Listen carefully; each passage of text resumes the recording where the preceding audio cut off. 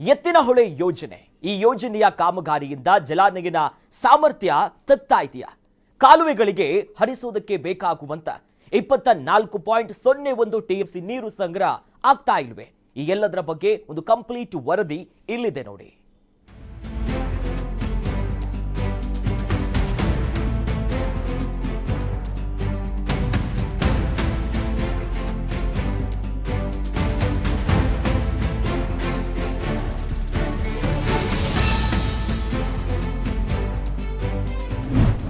ಕಾಲುವೆಗಳಲ್ಲಿ ಎತ್ತಿನ ಹೊಳೆ ಹರಿಯುವುದೇ ಅನುಮಾನ. ಜಲಾನಯನ ಪ್ರದೇಶದಲ್ಲಿ ನೀರಿನ ಪ್ರಮಾಣ ಸಂಪೂರ್ಣ ಕುಸಿತ.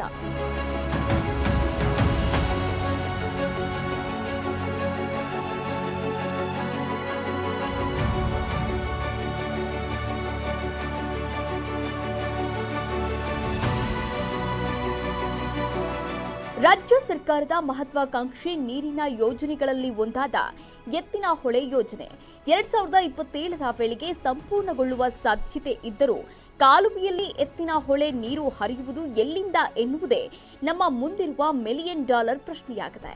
24.01 ಟಿಎಂಸಿ ಪ್ರಮಾಣದ ನೀರನ್ನ ಎತ್ತಿನ ಹೊಳೆ ಜಲಾನಯನ ಪ್ರದೇಶದಿಂದ 7 ಬರಪೀಡಿತ ಜಿಲ್ಲೆಗಳಾದ ಕೋಲಾರ, ಚಿಕ್ಕಬಳ್ಳಾಪುರ, ತುಮಕೂರು, ರಾಮನಗರ, ಬೆಂಗಳೂರು ಗ್ರಾಮಾಂತರ, ಹಾಸನ ಮತ್ತು ಚಿಕ್ಕಮಗಳೂರಿಗೆ ಕಾಲುವೆ ಮೂಲಕ ಹರಿಸಬೇಕು ಎನ್ನುವುದು ಎತ್ತಿನ ಹೊಳೆ ಯೋಜನೆಯ ಪ್ರಮುಖ ಉದ್ದೇಶವಾಗಿದೆ. ಆದರೆ ಗಂಭೀರ ವಿಷಯವೇನೆಂದರೆ ಎತ್ತಿನ ಹೊಳೆ ಜಲಾನಯನ ಪ್ರದೇಶದಲ್ಲಿ ನೀರಿನ ಲಭ್ಯತೆ 24.01 ಟಿಎಂಸಿಗಿಂತ ಪ್ರತಿ ವರ್ಷ ಕಡಿಮೆಯಾಗುತ್ತಲೇ ಇದೆ. ಜಲಸಂಪನ್ಮೂಲ ಇಲಾಖೆಯ ಅಂಕಿ ಅಂಶ ಹೇಳುವ ಪ್ರಕಾರ 2018ರಿಂದ 2023ರ ಅವಧಿಯಲ್ಲಿ ಜಲಾನಯನ ಪ್ರದೇಶದಲ್ಲಿ ನೀರಿನ ಲಭ್ಯತೆ ಕುಸಿತವಾಗುತ್ತಿರುವುದು ನಿಖರವಾಗಿದೆ.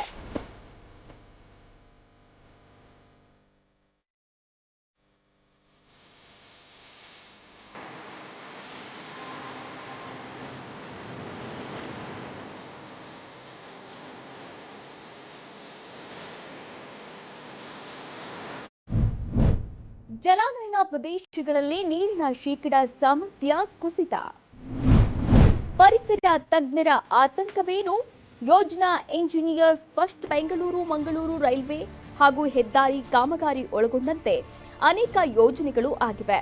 ಚಿಕ್ಕಮಗಳೂರು ಜಿಲ್ಲೆಯಲ್ಲಿ ಹುಟ್ಟಿ ದಕ್ಷಿಣ ಕನ್ನಡ ಜಿಲ್ಲೆಯ ಮೂಲಕ ಹರಿಯುವ ನೇತ್ರಾವತಿ ನದಿ ನೀರಿನ ತಿರುವು ಯೋಜನೆ ಅಂಕಿ ಅಂಶದ ಲೆಕ್ಕಾಚಾರದಲ್ಲಿ ಯಾವುದೇ ವೈಜ್ಞಾನಿಕ ವರದಿ ಇಲ್ಲದೆ ಎತ್ತಿನ ಹೊಳೆ ಯೋಜನೆ ರೂಪಿಸಲಾಗಿದೆ.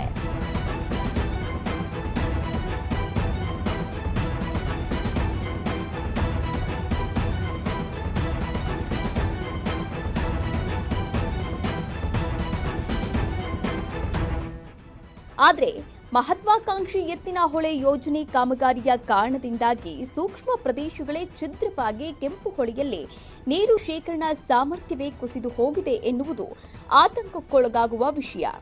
ಯೋಜನೆಯ ಮೂಲ ನದಿಯಾಗಿರುವ ಕೆಂಪು ಹೊಳೆಯಲ್ಲಿ ಪ್ರತಿ ವರ್ಷ ಲಭ್ಯವಾಗುತ್ತಿದ್ದದ್ದೇ ಅಂದಾಜು 8 ಟಿಎಂಸಿ ನೀರು. ಈಗ ಅಲ್ಲಿಂದ ಕನಿಷ್ಠ 1 ಟಿಎಂಸಿ ನೀರನ್ನ ಲಿಫ್ಟ್ ಮಾಡುವುದು ಕೂಡ ಕಷ್ಟ ಎಂದು ತಮ್ಮ ವಾದವನ್ನ ಮಂಡಿಸುತ್ತಾರೆ ಪರಿಸರವಾದಿಗಳು. ಇನ್ನು ಈ ಬಗ್ಗೆ ದೂರವಾಣಿ ಸಂಪರ್ಕದೊಂದಿಗೆ ಮಾತನಾಡಿದ ಎತ್ತಿನ ಹೊಳೆ ಯೋಜನೆಯ ಮುಖ್ಯ ಇಂಜಿನಿಯರ್ ಆನಂದ್ ಎಚ್ಎಸ್ ಹೇಳುವುದು ಏನ್ ಗೊತ್ತಾ? ನೀವೇ ಕೇಳಿಸಿಕೊಳ್ಳಿ. ನಾವು ಎಕ್ಸ್ಪೆಕ್ಟ್ ಮಾಡಿದ್ದು 24.01 ಟಿಎಂಸಿ. ನಮಗೆ 7 ವರ್ಷದಿಂದ ಅದನ್ನ ಮೆಜರ್ಮೆಂಟ್ ರೆಕಾರ್ಡ್ ಮಾಡ್ಲಿಕ್ಕೆ ಅಂತ ಟೆಲಿಮೆಟ್ರಿಯನ್ನ ಇನ್ಸ್ಟ್ರೂಮೆಂಟ್ ಹಾಕಿದೀವಿ. ಆನ್ ಆನ್ ಅವರೇಜು 18 ಟಿಎಂಸಿ ಬಂದಿದೆ 6 ವರ್ಷ. ಒಂದೇ ಒಂದು ವರ್ಷ 2023 ಬಿಟ್ಟರೆ ಅದು ಡ್ರಾಟ್ ಪೀರಿಯಡ್, ಅದು ಡ್ರಾಟ್ ಇಯರ್. ಅದು ಆ ವರ್ಷದಲ್ಲಿ ಮಾತ್ರ ತೀರಾ ಕಡಿಮೆ ಇತ್ತು. ಸಮಥಿಂಗ್ ಅದನ್ನ we won't consider that as a yield. ಅದು ಇಡೀ ಸ್ಟೇಟ್ ಆಗಿದ್ದು ದೇಶಕ್ಕಾಗಿದ್ದು ಅಂತದ್ದು ಏನು ಮಾಡಕ್ಕಾಗಲ್ಲ. ಆನ್ ಆನ್ ಅವರೇಜ್ 18 ಟಿಎಂಸಿ ಅಂತ ಬಂದಿದೆ. And you believe it or not, last year 2025 it was it about 20 TMC, 19.8 something TMC ನೀರು ಬಂದಿದೆ. ಡ್ರಿಂಕಿಂಗ್ ವಾಟರ್ ನೀಡ್ಸ್ಗೆ ನಮಗೆ ಬೇಕಾಗಿರೋದು 14 ಟಿಎಂಸಿ. ಇನ್ ಎಕ್ಸೆಸ್ 6 ಟಿಎಂಸಿ ಇದೆ, ಅಂದ್ರೆ ಇದಕ್ಕೆ ಕೆರೆ ತುಂಬಿಸ್ಲಿಕ್ಕೆ. ಅಷ್ಟು 20 ಟಿಎಂಸಿ ಅಂತೂ ಲಾಸ್ಟ್ ಇಯರ್ ಬಂದಿದೆ. ಅಷ್ಟನ್ನಂತೂ ಎಕ್ಸ್ಪೆಕ್ಟ್ ಮಾಡೋದು. ಮಳೆ ಚೆನ್ನಾಗ 24 TMC ಬಂದೇ ಬರುತ್ತೆ, ಲಿಫ್ಟ್ ಮಾಡಕ್ಕಂತೂ ಏನು ಸಮಸ್ಯೆ ಇಲ್ಲ. ಸರ್ 1 TMC ನೀರ್ ಎತ್ತೋದು ಬಹಳ ಕಷ್ಟ ಅನ್ನೋ ಹಂಗೆಲ್ಲ ಹೇಳ್ತಿದ್ದಾರೆ ಅಲ್ಲಿ. ಯಾರು ಎನ್ವೈರನ್ಮೆಂಟಿಸ್ಟ್ ಅಲ್ಲ, ಯಾರು ಹೇಳ್ದವ್ರು ಸರ್ ಎನ್ವೈರನ್ಮೆಂಟಲ್ ವಾಟ್ ಡೇ? ನನ್ನ ಹತ್ರ ಸರ್ ತುಂಬಾ ಜನ ಪ್ರಶ್ನೆ ಮಾಡ್ತಾರೆ ಇದನ್ನ. ನಾನು ಅವ್ರಿಗೊಂದು ಪ್ರಶ್ನೆ ಮಾಡ್ತೀನಿ, ತಮಗೆ ಏನ್ ಗೊತ್ತಿದ್ರ ಬಗ್ಗೆ ಅಂತ. ಅಂದ್ರೆ ಏನಾರು ತಿಳ್ಕೊಂಡು ಮಾತಾಡ್ಬೇಕು ಸರ್, ಸುಮ್ನೆ ಮಾತಾಡೋದಲ್ಲ. ಈಗ ನಿಮ್ಗೆ ಯಾರಿಗಾರು ಕ್ವಶನ್ ಮಾಡೋರ್ಗೆ ಫಸ್ಟ್ ತಿಳ್ಕೊಬೇಕು ಅವರು. ನನ್ನ ಹತ್ರ ಬರ್ಲಿ, ನಾನೇ ಅಲ್ಲಿಗೆ ಕಳಿಸ್ಕೊಡ್ತೀನಿ, ಎಲ್ಲವನ್ನೂ ಎಕ್ಸ್ಪ್ಲೇನ್ ಮಾಡ್ತೀನಿ. ಲೆಟ್ ದೆಮ್ ಫೀಲ್ ಮಾಡಿ how the system will run. Sir nobody will believe. ನಾನಂತೂ ಘಂಟಾಘೋಷವಾಗಿ ಹೇಳ್ತೀನಿ, ಆಸ್ ಎ ಇಂಜಿನಿಯರ್ ನಾನು ಟೆಕ್ನಿಕಲಿ ಮಾತಾಡ್ತೀನಿ. ನಾನ್ ಟೆಕ್ನಿಕಲ್ ಯಾರೇ ಹೋದ್ರು, ಈ ಒಂದು ಟೆಕ್ನಿಕಲ್ಲೇ ಹೋದ್ರು, ಹೈ ಲೆವೆಲ್ ನಾಲೆಡ್ಜ್ ಇಲ್ಲ ಅಂತಂದ್ರೆ nobody will believe that whether ಇಷ್ಟು ಸಣ್ಣ ಸ್ಟೋರೇಜೇ ಇಲ್ಲ ಸರ್ ಅದರಲ್ಲಿ. ರನ್ ಆಫ್ ಎ ಸ್ಕೀಮ್ ಅಂತ ಹೇಳ್ಬಿಟ್ಟಿದ್ದು, as and when it rains immediately we will lift water. ಆ ತರ ರನ್ ಆಫ್ ಎ ಸ್ಕೀಮ್. ನಾವು ಎಲ್ಲೂ ಸ್ಟೋರ್ ಮಾಡೋದಿಲ್ಲ, ಏನಿಲ್ಲ. ಥ್ರೂಔಟ್ 527 ಕೆರೆಗಳು ಪ್ಲಸ್ ಡ್ರಿಂಕಿಂಗ್ ವಾಟರ್ಗೆ ಅಂತಾನೆ ಬೇರೆ ಕೆರೆಗಳನ್ನ ಚೂಸ್ ಮಾಡ್ತಾರೆ ಅವ್ರು, ಅವ್ರವ್ರಿಗೆ ಎಲ್ಲೆಲ್ಲಿಗೆ ಬೇಕು ಅಂತ ಹೇಳ್ಬಿಟ್ಟು ತಗೊಂಡು ಅಲ್ಲಿಗೆ. ಒಟ್ಟಿನಲ್ಲಿ ನೀರಿನ ಶೇಖರಣೆ ಸಾಮರ್ಥ್ಯವೇ ಕಂಪ್ಲೀಟ್ ಆಗಿ ಕುಸಿದು ಹೋಗಿದೆ. ಅಲ್ಲಿಂದ ಶೇಖರಣೆ ಮಾಡಲ್ಲ ಅಂತ ನಾನೇ ಹೇಳ್ತಾ ಇದ್ದೀನಿ ಸರ್. ನಾನು ಹೇಳ್ತಾ ಇದ್ದೀನಲ್ಲ, ನಾನ್ ಶೇಖರಣೆನೆ ಮಾಡಲ್ಲ. ಸಕಲೇಶ್ಪುರದಲ್ಲಿ ಶೇಖರಣೆ ಮಾಡಕ್ಕೆ ಸಾಧ್ಯನೇ ಇಲ್ಲ. ಇದೆ ಸರ್. ಎಲ್ಲಿಂದ ಎಲ್ಲಿಗೆ ಹೋದ್ರು ನಿಮ್ಗೆ 1 TMC 2 TMC ಅಷ್ಟು ಸ್ಟೋರ್ ಮಾಡ್ಬೋದಲ್ಲಿ. ಅದನ್ನ ಸ್ಟೋರ್ ಮಾಡಕ್ ಹೋದ್ರೆ ಲಾಟ್ ಆಫ್ ಲ್ಯಾಂಡ್ ಸಬ್ಮರ್ಜೆನ್ಸಿ ಬರುತ್ತೆ, ಜೊತೆಗೆ ಫಾರೆಸ್ಟ್ ಲ್ಯಾಂಡ್ ಸಬ್ಮರ್ಜೆನ್ಸಿ ಬರುತ್ತೆ. It is very difficult task ಅದು. ಸ್ಟೋರ್ ಮಾಡಿ ಲಿಫ್ಟ್ ಮಾಡೋ ಅಂತದ್ದು ಯಾರ್ ಬೇಕಾದ್ರೆ ಮಾಡ್ತಾರೆ. This is the challenge. Is without storing we are lifting water. Sir ಇದು ಕೆಂಪು ಹೊಳೆದು ಎಷ್ಟು ಸಾಮರ್ಥ್ಯ ಎಷ್ಟು ಸರ್? ಕೆಂಪು ಹೊಳೆ ನಾವು ತಗೊಳ್ಳೋದೇ ಇಲ್ಲ ಸರ್. ನಾವು ಕಾಡು ಮನೆ ಹೊಳೆ, ಎತ್ತಿನ ಹೊಳೆ, ಒಂಗಡಲ್ಲ, ಕೇರಿ ಹೊಳೆ, ಈ 4 ಸ್ಟ್ರೀಮ್ ಮಾತ್ರ ನಾವು ಹಾರ್ನೆಸ್ ಮಾಡ್ತಾರೆ. ಕೆಂಪು ಹೊಳೆಗೆ ನಾವು ಹೋಗೇ ಇಲ್ಲ. ಕೆಂಪು ಹೊಳೆಯಿಂದನೂ ನೀರ್ ತೆಗಿಬಹುದು, ನೀರಿದೆ sir. There is a lot of water, no issue. But ನಾವು ಮೊದಲನೇ ಸ್ಕೀಮ್ ಅಲ್ಲಿ ಏನ್ ಮಾಡಿದೀವಿ, ಈಗ 24 TMC ಅದನ್ನ ಲಿಫ್ಟ್ ಮಾಡಬಹುದು. ಅದ್ರದ್ದು ಪರ್ಫಾರ್ಮೆನ್ಸ್, ಅದು ನೀರು ನೀಡ್ಸ್ ಎಲ್ಲ ನೋಡಿ ನಾವು ಇನ್ನು ಆಕ್ಚುಲಿ ಇನ್ನೇನು 24 TMC ನಲ್ಲಿ 6 TMC 4 TMC ಶಾರ್ಟ್ ಫಾಲ್ ಇದೆಯಲ್ಲ, ಅದನ್ನ ಮಿಟ್ ಔಟ್ ಮಾಡಕ್ಕೆ ಅಂತ ಹೇಳ್ಬಿಟ್ಟು ಹೊಸದು ಇನ್ನೊಂದು DPR ಮಾಡ್ತಾ ಇದೀವಿ. ಕಾಸ್ಟ್ ಎಫೆಕ್ಟಿವ್ ಅಲ್ಲಿ ಇದಕ್ಕೆ ಸಪ್ಲಿಮೆಂಟ್ ಮಾಡ್ಬೇಕು ಅಂತ ಹೇಳ್ಬಿಟ್ಟು ಒಂದು ಸ್ಕೀಮ್ ಮಾಡ್ತಾ ಇದೀವಿ. ಆಲ್ರೆಡಿ ಇದು ಫಿಸಿಬಿಲಿಟಿ ಸರ್ವೆ ಆಗಿದೆ, ಫೈನಲೈಸ್ ಮಾಡ್ತಾ ಇದೀವಿ ಅಷ್ಟೇನೆ. ಅದನ್ನೆಲ್ಲ ಹೈ ಲೆವೆಲ್ ಟೆಕ್ನಿಷಿಯನ್ಸ್, ಟೆಕ್ನೋಕ್ರಾಟ್ಸ್ ಎಲ್ಲ ಜೊತೆ ಸೇರಿ ಅದನ್ನೆಲ್ಲ ಡಿಸ್ಕಸ್ ಮಾಡಿ call about that. First thing is ಎಷ್ಟು ನೀರು ಬರುತ್ತೆ ಅಷ್ಟು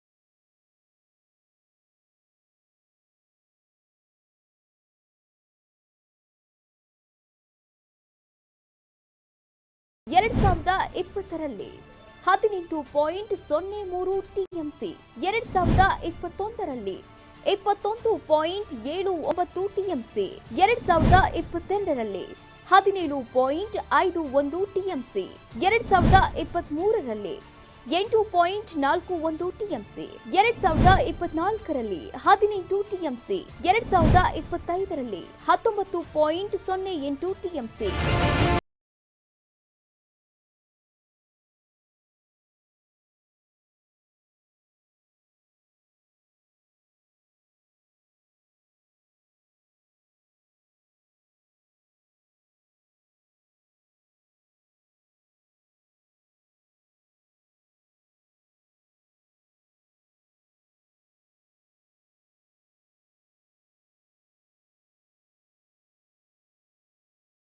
ಬಹುತೇಕ ಅನುಮಾನವೇ ಎಂದು ಹೇಳಲಾಗುತ್ತದೆ.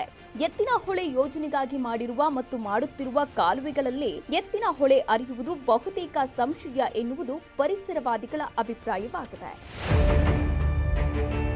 Shriraj Basavaraj Vapwadi, special bureau head, Karnataka news beat, ನಮ್ಮ ಬೆಂಗಳೂರು.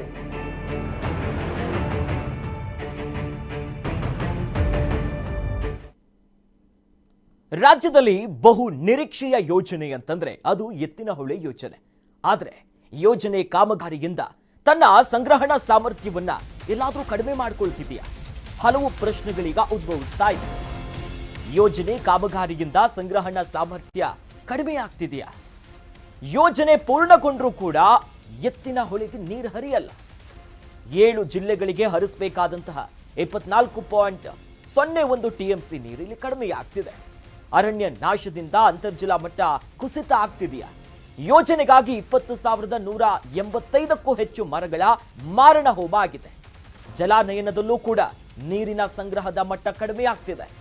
ಕೋಟ್ಯಾಂತರ ರೂಪಾಯಿ ವೆಚ್ಚ ಮಾಡಿದ್ರೂ ಕೂಡ ಎತ್ತಿನ ಹೊಳೆಯಲ್ಲಿ ನೀರೇ ಹರಿಯಲ್ಲ ಅನ್ನೋದು ಸದ್ಯಕ್ಕೆ ದೊಡ್ಡ ಮಟ್ಟದ ಪ್ರಶ್ನೆಯಾಗಿ ಉಳಿತಾ ಇದೆ. ನೋಡಿ, ಅನೇಕ ವರ್ಷಗಳಿಂದ ಸಾಕಷ್ಟು ವಿವಾದ ಚರ್ಚೆಗೆ ಗ್ರಾಸವಾಗಿರುವಂತಹ ಯೋಜನೆ ಅಂತಂದ್ರೆ ಅದು ಎತ್ತಿನ ಹೊಳೆ ಯೋಜನೆ. ಕೇವಲ ಬಿಜೆಪಿ ಕಾಂಗ್ರೆಸ್ ಸೇರಿದಂತೆ ಎಲ್ಲ ಇಡೀ ರಾಜ್ಯದ ಜನ ಕಾಯ್ಕೊಂಡಿದ್ದಾರೆ.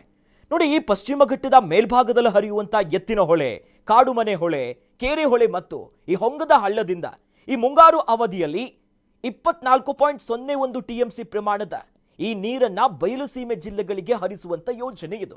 ಆ 7 ಜಿಲ್ಲೆಗಳು ಯಾವ್ಯಾವ್ದು ಗೊತ್ತಾ? ತುಮಕೂರು, ಕೋಲಾರ, ಚಿಕ್ಕಬಳ್ಳಾಪುರ, ಬೆಂಗಳೂರು ಗ್ರಾಮಾಂತರ, ರಾಮನಗರ, ಹಾಸನ, ಇನ್ನು ಚಿಕ್ಕಮಗಳೂರು ಸೇರಿ 7 ಜಿಲ್ಲೆಗಳ 29 ತಾಲೂಕಿನ 38 ಪಟ್ಟಣ ಮತ್ತು 6,657 ಗ್ರಾಮಗಳಿಗೆ ಕುಡಿಯುವ ನೀರು ಈ ಯೋಜನೆಯ ಮೂಲ ಉದ್ದೇಶವೇ ಅದೇ. ಶುದ್ಧವಾದಂಥ ನೀರನ್ನು ಕೊಡಬೇಕು, ಕುಡಿಯುವ ನೀರನ್ನ ವ್ಯವಸ್ಥೆ ಮಾಡಿಕೊಳ್ಳಬೇಕು. ಬಯಲು ಸೀಮೆ ಅಥವಾ ನೀರಿನ ಅಭಾವ ಇರುವಂತ ಈ ಪ್ರಮುಖ 7 ಜಿಲ್ಲೆಗಳಿಗೆ ಇಲ್ಲಿಂದ ನೀರನ್ನ ಕಳಿಸಬೇಕು ಅನ್ನೋದು. ಆದರೆ ಸದ್ಯ ಗೊಂದಲದ ಗೂಡಾಗುಬಿಟ್ಟಿದೆ ಈ ಯೋಜನೆ. ಅನೇಕ ವಿವಾದಗಳು ಇದರ ಸುತ್ತ ಇದೆ. ಈಗ ಈ ನೀರೇ ಲಭ್ಯವಾಗ್ತಿಲ್ಲ. ಒಂದು ಅರಣ್ಯ ನಾಶವನ್ನ ಮಾಡಲಾಗಿದೆ ಕಾಮಗಾರಿ ಅಥವಾ ಯೋಜನೆಯ ಹೆಸರಿನಲ್ಲಿ. ಇದರಿಂದ ಅಂತರ್ಜಲ ಮಟ್ಟ ಕುಸಿತಾ ಇದೆ. ಮತ್ತೊಂದು ಕಡೆಯಲ್ಲಿ ಯೋಜನೆಗಾಗಿ 20,185ಕ್ಕೂ ಹೆಚ್ಚು ಮರಗಳ ಮಾರಣ ಹೋಮ ಆಗಿದೆ. ಒಂದು ಎನ್ವಿರಾನ್ಮೆಂಟಲ್ ಇರ್ಬೋದು, ಪರಿಸರ ಇಲಾಖೆಗೆ ಸಂಬಂಧಪಟ್ಟಂತೆ ಕ್ಲಿಯರೆನ್ಸ್ ವಿಚಾರವಾಗಿಯೇ ಗೊಂದಲ ಇತ್ತು ಆರಂಭದಲ್ಲಿ. ಆದರೆ ಈಗ ಮರಗಳನ್ನ ಮಾರಣ ಹೋಮ ಆಗ್ತಿದೆ, ಅಂತರ್ಜಲ ಮಟ್ಟ ಕುಸಿತಾ ಇದೆ. ಜೊತೆಲಿ ಬೇರೆ ಬೇರೆ 1 TMC ನೀರನ್ನ ಲಿಫ್ಟ್ ಮಾಡೋದಕ್ಕೂ ಕೂಡ ವೈಜ್ಞಾನಿಕವಾಗಿ ಈ ಯೋಜನೆಯನ್ನ ಮಾಡಿದ್ದಾರಾ ಇಲ್ವಾ ಅನ್ನೋ ಗೊಂದಲ ಬರ್ತಿದೆ.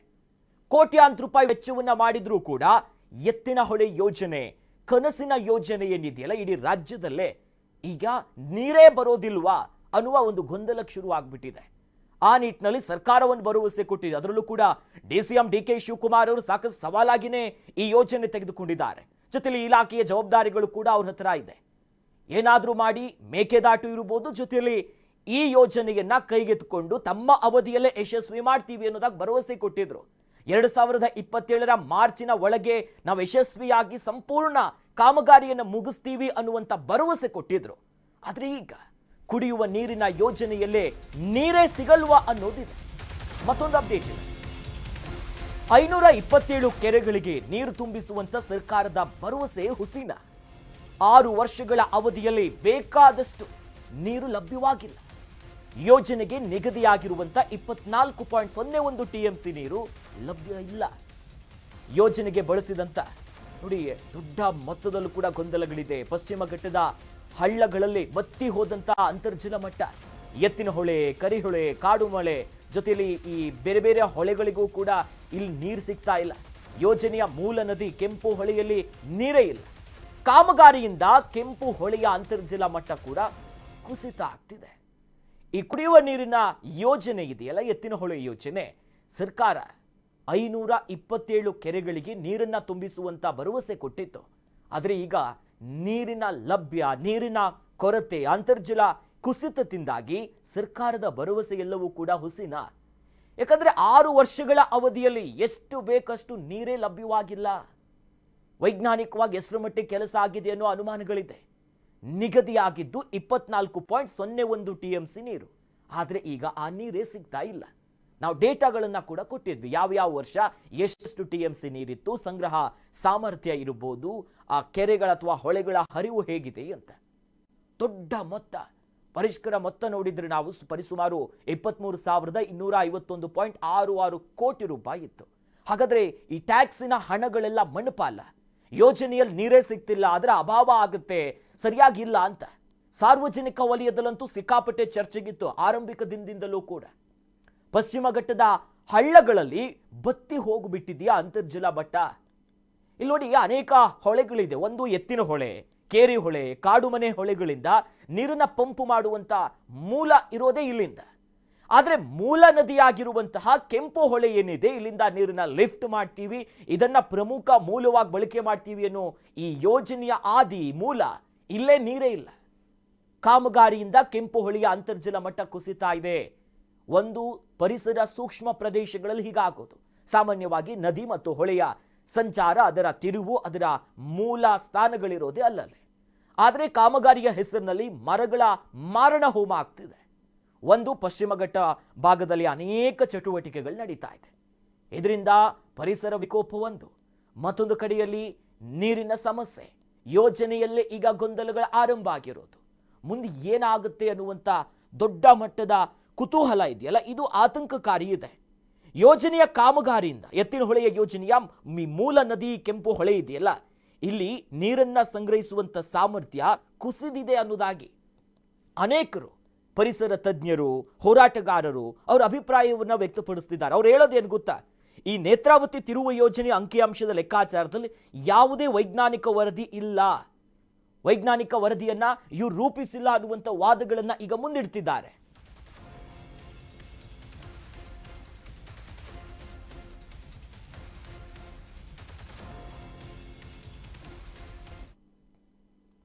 ಇನ್ನು ಈ ಯೋಜನೆಗೆ ಸಂಬಂಧಪಟ್ಟಂತೆ ಕರ್ನಾಟಕ ನ್ಯೂಸ್ ಬೀಟ್ ಜೊತೆಗೆ ದೂರವಾಣಿ ಸಂಪರ್ಕದ ಮೂಲಕವಾಗಿ ಮಾತನಾಡಿರುವಂತ ಎತ್ತಿನ ಹೊಳೆ ಯೋಜನೆಯ ಮುಖ್ಯ ಇಂಜಿನಿಯರ್ ಆನಂದ ಎಚ್.ಎಸ್. ಅವರು ಕಾಮಗಾರಿಯ ಕಾರಣದಿಂದ ಅಂತರ್ಜಲ ಮಟ್ಟ ಕುಸಿತವಾಗಿದೆ ಅನ್ನುವಂತ ಒಂದು ಅಭಿಪ್ರಾಯ ಕೊಟ್ಟಿದ್ದಾರೆ. ಜೊತೆಲಿ ಅದು ಸರಿಯಲ್ಲ, 7 ಜಿಲ್ಲೆಗಳಿಗೆ ಹರಿಸಬೇಕಾದಂತಹ 24.01 TMC ನೀರು ಜಲಾನಯನ ಪ್ರದೇಶದಲ್ಲಿ ಲಭ್ಯವಿದೆ. ಎತ್ತಿನಹೊಳೆ ಈ ಜಲಸಂಗ್ರಹಗಾರ ನಿರ್ಮಾಣದ ಪ್ರಸ್ತಾಪದ ಬಗ್ಗೆನೂ ಕೂಡ ಯಾವುದೇ ಗೊಂದಲ ಇಲ್ಲ ಅಂತ ಹೇಳಿದ್ದಾರೆ. ಯೋಜನೆನ ಅವರು ಸಮರ್ಥನೆಯನ್ನ ಮಾಡ್ಕೊಂಡಿದ್ದಾರೆ. ನೋಡಿ, ನಾವು ಈ ಪ್ರಾಜೆಕ್ಟ್ ನ ರಿಪೋರ್ಟ್ ನೋಡಿದ್ರೆ 2018 ಅಲ್ಲಿ 18.93 TMC ಇತ್ತು, 19 ಅಲ್ಲಿ 16.4 TMC, 2020 ಅಲ್ಲಿ 18.03 TMC, 21 ಅಲ್ಲಿ 21.79 TMC, 22 ಅಲ್ಲಿ 17.51, 23 ಅಲ್ಲಿ again it downfall 8.41. 23 ಬಿಟ್ಬಿಡ್ರಿ, 23 should not consider because it is a drought year. 23 ನೋಡಬಾರ್ದು, 24, 25 ನೋಡಿ. ಎಕ್ಸೆಪ್ಟ್ 23 ಲಾಸ್ಟ್ 7 years ನೋಡ್ರಿ, 16 to 17, 18 ಖಾಲಿ ಮಳೆ ಬಾರ್ದೇ ಇರೋದು ಒಂದೇ ರೀಸನ್ ಇದಕ್ಕೆ. ಏನ್ ಗೊತ್ತಾ, ನಾನ್ ಪಂಪ್ ಮಾಡೋದನ್ನ ಬಿಟ್ಬಿಡೋಣ, ಅಲ್ಲಿ ಮಳೆ ಎಷ್ಟು ಬರುತ್ತೆ ಅಂತ ಅಸೆಸ್ ಮಾಡಕ್ಕೆ ಒಂದು ಎಕ್ವಿಪ್ಮೆಂಟ್ ಹಾಕಿದೀವಿ, ಟೆಲಿಮೆಟ್ರಿ ಅಂತ ಬಿಟ್ಟು ಜರ್ಮನಿಯಿಂದ ತಂದು ಹಾಕಿದೀವಿ. ಸರ್, ಮಳೆ ಬರೋದಕ್ಕೆ ಡಿಫಾರೆಸ್ಟೇಷನ್ ಆದ್ರೆ ಎಲ್ಲಿ ಮಳೆ ಬರುತ್ತೆ ಹೇಳಿ? ಡಿಫಾರೆಸ್ಟೇಷನ್ ಬಗ್ಗೆ ನಾನು ಸೂಕ್ತ ವ್ಯಕ್ತಿ ಇಲ್ಲ ಅನ್ಸುತ್ತೆ ಮಾತಾಡಕ್ಕೆ. ಸರ್, ಈಗ ನೀವು ಈ ಪ್ರಾಜೆಕ್ಟ್ ಇಂಜಿನಿಯರ್ ನೀವೇ ಅಲ್ವಾ? ಹೌದೌದೌದು. ಸೊ ಅದೇ ಡಿಫಾರೆಸ್ಟೇಷನ್ ಆಗ್ತಿರೋದ್ರಿಂದ ಮಳೆ ಕಡಿಮೆ ಆಗ್ತಿದೆ. ಡಿಫಾರೆಸ್ಟೇಷನ್ ಅಂದ್ರೆ ಯಾವ ಆಂಗಲ್ ಅಲ್ಲಿ ಯಾರು ಮಾಡ್ತಾ ಇರೋದು ಅಂತ? ಪ್ರೈವೇಟ್ ಅವ್ರು ಮಾಡ್ತಾ ಇರೋದಾ? ಸರ್, ನಿಮ್ದು ಯೋಜನೆಗೆ ಎಷ್ಟು ಮರಗಳು ಕಡ್ದಿದ್ದೀರಾ? ಮಿನಿಮಮ್ ಮರಗಳನ್ನ ಕಡ್ದಿರೋದು ನಾವು, ಯಾಕೆಂದ್ರೆ ನಾವು ಬಿಲೋ ಗ್ರೌಂಡ್ ಲೆವೆಲ್ ಹೋಗಿರೋಂಥದ್ದು. ಅಲ್ಲಿ ಏನು ನಾವು ಆಕ್ಚುಲಿ ವೆರಿ ಮಿನಿಮಮ್ ಅಂದ್ರೆ ವೆರಿ ಮಿನಿಮಮ್ ನಾವು ಮಾಡಕ್ ಕಡ್ದಿರೋಂಥದ್ದು. ಅಂಡ್ ನಾವ್ ಯಾವ್ದು ಪ್ಲೇನ್ ಲ್ಯಾಂಡ್ ಅಂತ ಬಿಟ್ಟು ಕ್ರಿಯೇಟೇ ಮಾಡಿಲ್ಲ. ನಾವು 30 ರಿಂದ 40 ಮೀಟರ್ ಅಷ್ಟೇ ಅಗಲದಲ್ಲಿ ಪೈಪ್ ಹಾಕೊಂಡ್ ಬಂದಿದೀವಿ ಅಷ್ಟೇ ಬಿಟ್ರೆ ನಾವು ಇನ್ನೇನು ಅತಿ ಹೆಚ್ಚು ಮರಗಳನ್ನ ಕಡಿದಿಲ್ಲ. ಯಾಕೆಂದ್ರೆ ಅಲ್ಲಿ ಏನು ನಾವು ಆಸ್ ಇಫ್ ಯು ಥಿಂಕ್ ಆ ಡೆನ್ಸಿಟಿಗೆ ನಾವು ಮಾಡಿರೋದು ಏನೂ ಅಲ್ಲ. ಆಮೇಲೆ ದೇರ್ ಇಸ್ ಎ ಕ್ಯಾಚ್ಮೆಂಟೇ ಬೇರೆ. ಮಳೆ ಬರೋದಕ್ಕೆ ಅಂತ ಅಂದ್ರೆ ಮರಗಳೇ ಕಾರಣ ಅಲ್ಲ, ಅದು ಡಿಪೆಂಡಿಂಗ್ ಆನ್ ದಿ ಕ್ಲೌಡ್ಸ್ ಅಥವಾ ಸೆಟಲ್ಮೆಂಟ್ ಇದೆಲ್ಲ ಇರುತ್ತೆ. ನಾನು ಹೇಳೋದು ಆ ಡೆನ್ಸಿಟಿಗೆ ಇಟ್ಸ್ ಅ ಪೀನಟ್.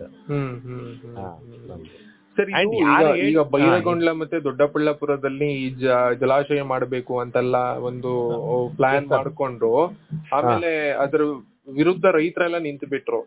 ನಿಮ್ಗೆ ಗೊತ್ತಿರುತ್ತೆ. ಬೈರಗೊಂಡ್ಲದಲ್ಲಿ ಅದಕ್ಕೆ ಪರಿಹಾರ ವಿಚಾರಕ್ಕೆ ಸಂಬಂಧಪಟ್ಟಂಗೆ ರೈತರೆಲ್ಲ ಬಹಳ ದೊಡ್ಡ ವಿರೋಧ ಮಾಡಿದ್ರು. ಆಮೇಲೆ ಇಲ್ಲಿ ದೊಡ್ಡಬಳ್ಳಾಪುರದಲ್ಲೂ ಅಷ್ಟೇ ಅದ್ರ ಪ್ರಸ್ತಾಪ ಇದೆ ಜಲಾಶಯ ಮಾಡೋದಕ್ಕೆ, ಅಲ್ಲೂ ಕೂಡ ಬಹಳ ಸಮಸ್ಯೆ ಇದೆ. ಬಹಳ ಸಮಸ್ಯೆ. MLA ಸಾಹೇಬ್ರು 1-3 ಸಮಸ್ಯೆ ಹೇಳಿದ್ರು, ಅದ್ರಲ್ಲಿ ನಮ್ಮದು ಯಾವ್ದು ಅಲ್ಲ ಅದನ್ನ ಸ್ಟಡಿ ಮಾಡಕ್ ಹೇಳಿದಾರೆ, ಸ್ಟಡಿ ಮಾಡ್ತಾರೆ. ಬಟ್ ಅಲ್ಲೇನಿಲ್ಲ, ಲ್ಯಾಂಡ್ ಅಕ್ವಿಷನ್ ಪ್ರೋಸೆಸ್ ಮಾಡಿದೀವಿ ಅದನ್ನ.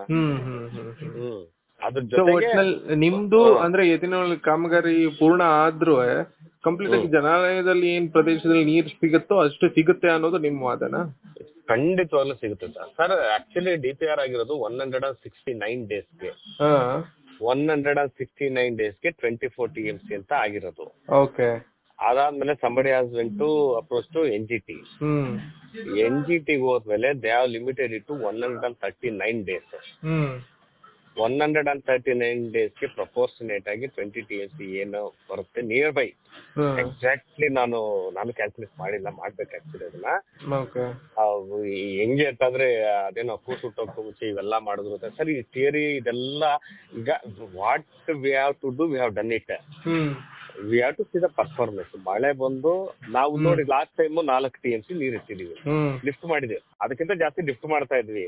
ಅದನ್ನ ಲಿಫ್ಟ್ ಮಾಡಿದ್ರು ರಿಸೀವಿಂಗ್ ಎಂಡ್ ಇಲ್ಲ. ಫಾರೆಸ್ಟ್ ಕ್ಲಿಯರ್ ಆಗದ ಹೊರತು ರಿಸೀವಿಂಗ್ ಎಂಡ್ ಇಲ್ಲ.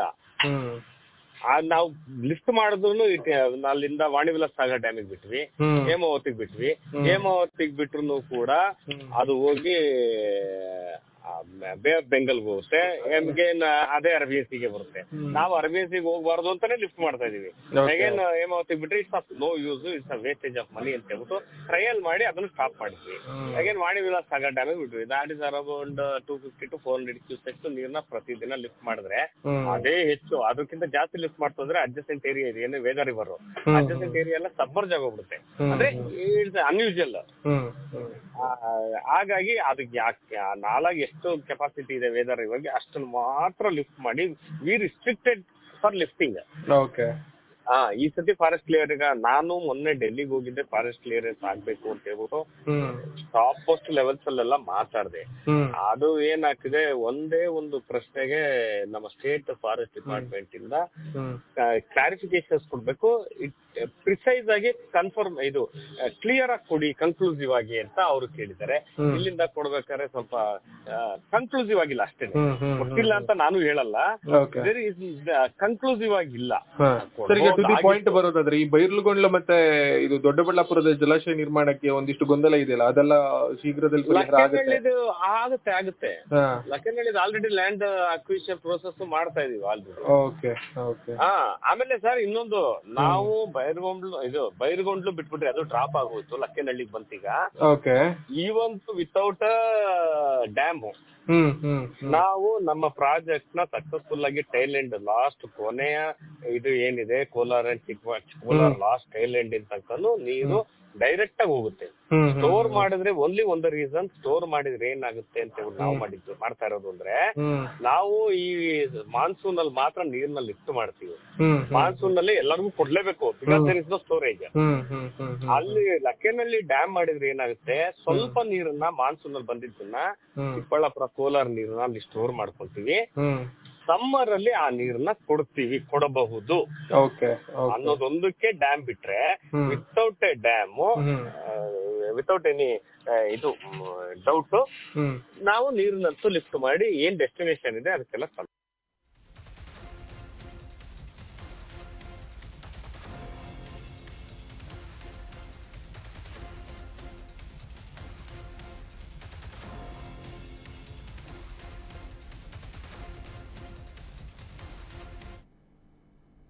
ಹಾಗಾದ್ರೆ 261 ಕಿಲೋಮೀಟರ್ ಪೈಪ್ಲೈನ್ ಕಾಲುವೆಯಲ್ಲಿ ನೀರೇ ಹರಿಯೋದಿಲ್ವಾ? ಯೋಜನೆಯ ವಿಳಂಬದಿಂದ ವೆಚ್ಚವೂ ಕೂಡ ದಿನದಿಂದ ದಿನಕ್ಕೆ ದುಪ್ಪಟ್ಟಾಗ್ತಿದೆ.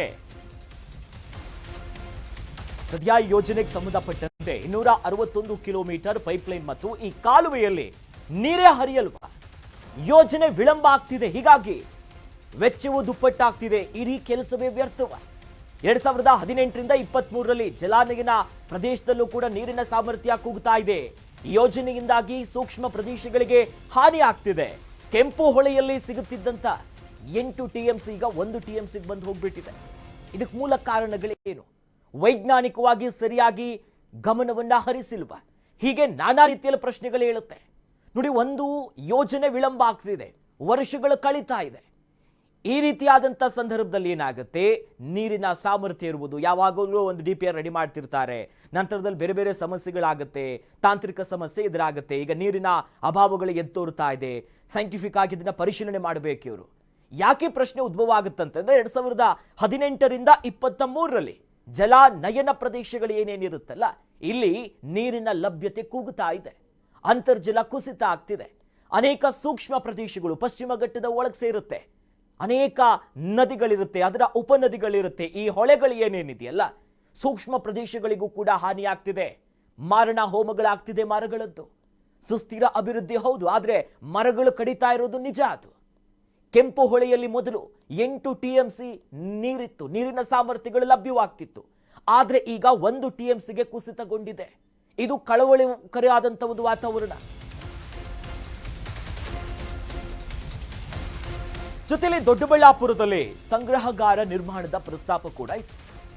ಶೀಘ್ರದಲ್ಲೇ ಆಗಬೇಕಿದೆ ಮುಳುಗಡೆ ಗ್ರಾಮಗಳ ಸ್ಥಳಾಂತರ. ಪ್ರಕ್ರಿಯೆ ಪೂರ್ಣಗೊಳ್ಳದಿದ್ದರೆ ಈ ಯೋಜನೆಯ ಅನುಷ್ಠಾನ ಅಸಾಧ್ಯವಾಗಿದೆ. 7 ಜಿಲ್ಲೆಗಳ 29 ತಾಲೂಕಿನ 38 ಪಟ್ಟಣ ಮತ್ತು 6,657 ಗ್ರಾಮಗಳು ಒಳಗೊಂಡಿದೆ.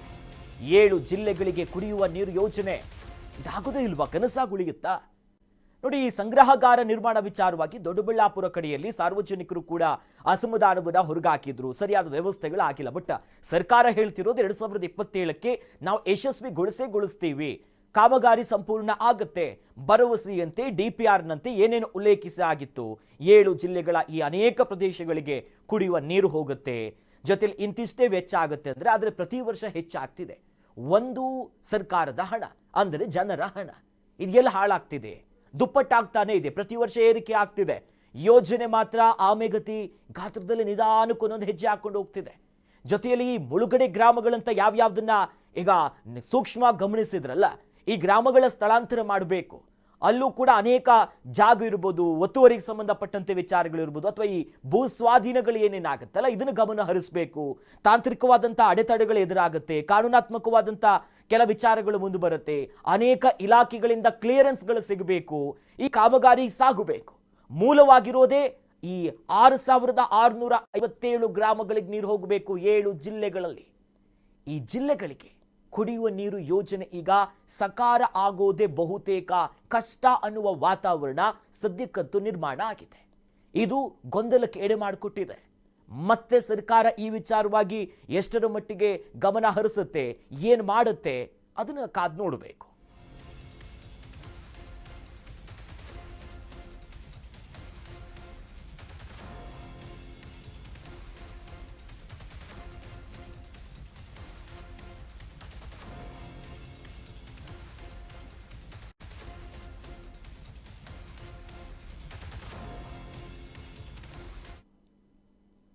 ಒಟ್ಟಿನಲ್ಲಿ ಯೋಜನೆಯ ಹೆಸರಿನಲ್ಲಿ ಪ್ರಾಕೃತಿಕ ಸಂಪತ್ತು ನಾಶವಾಗ್ತಿರೋದಂತೂ ಅದು ಸತ್ಯನೇ.